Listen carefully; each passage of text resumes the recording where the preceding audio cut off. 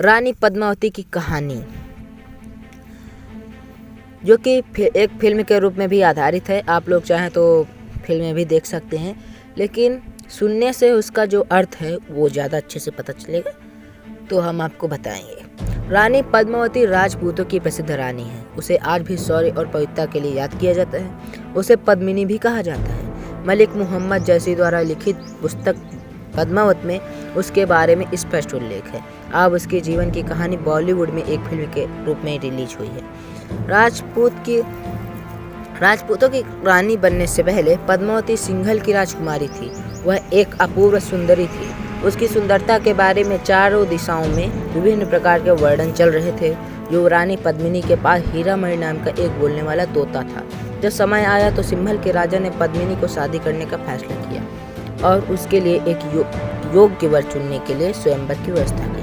रानी पद्मावती की बात करने वाला तोता हीरामणि से चित्तौड़ के राजा रतन सिंह को राजकुमारी पद्मिनी की सुंदरता और स्वयंवर के बारे में पता चला।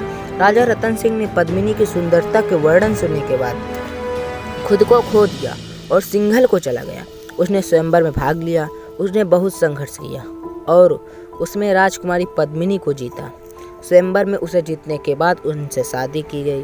राजा रतन सिंह से विवाह करने के बाद पद्मिनी रानी पद्मावत के रूप में चित्तौड़ पहुंची। वहां सभी लोग उसकी सुंदरता से आश्चर्यचकित हो गए। राजा रतन सिंह ने रानी पद्मावती की सेवा के लिए कार्यकर्ताओं की एक विशेष टीम नियुक्त की। वह बिना किसी कमी को उसकी देखभाल करने लगा।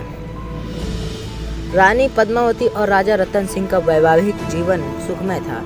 एक दिन राजा रतन सिंह राघव चैतन्य नामक का एक राजपुरोहित को राजद्रोह के आरोप में देशांतर किया।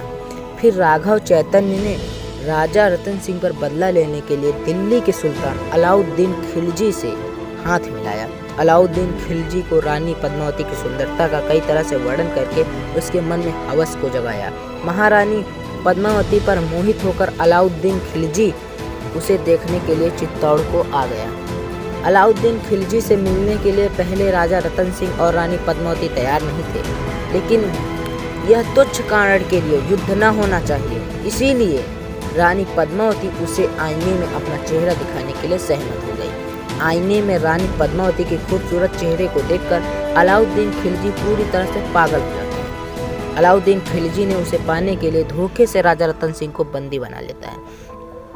अलाउद्दीन खिलजी ने राजा रतन सिंह की रिहाई करने की लालच दिखाकर रानी पद्मावती को एक रात उसके साथ सो जाने का आग्रह करता है, लेकिन रानी पद्मावती ने उसके नीचे सपने पर डंडा पानी छिड़का दिया। उसने बुद्धि का उपयोग करते हुए खिलजी के बंदियों से राजा रतन सिंह को रिहा कर दी।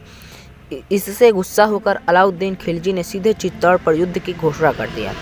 कई दिनों तक युद्ध चलता रहा। अलाउद्दीन खिलजी की शक्तिशाली सेना के सामने रतन सिंह के सैनिक लंबे समय तक नहीं लड़ पाए। राजपूत सेना की पराजित होने के बाद संभावनाएं नजदीक आ गई। रानी पद्मावती की सुंदरता के लिए तरसने वाला एक दुश्मन राजा देवपाल से राजा रतन सिंह की हत्या हुई।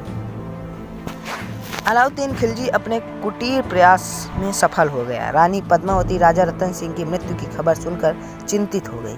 रानी पद्मावती नीच खिलजी को अपने मन बदन नहीं सौंपना चाहती थी। रानी पद्मावती इस नतीजे पर पहुंची कि उसके हाथों में फंसकर तड़पते तड़पते जीने के बजाय खुशी से मरना ही बेहतर है। इसलिए वो जौहर करने की फैसला ली।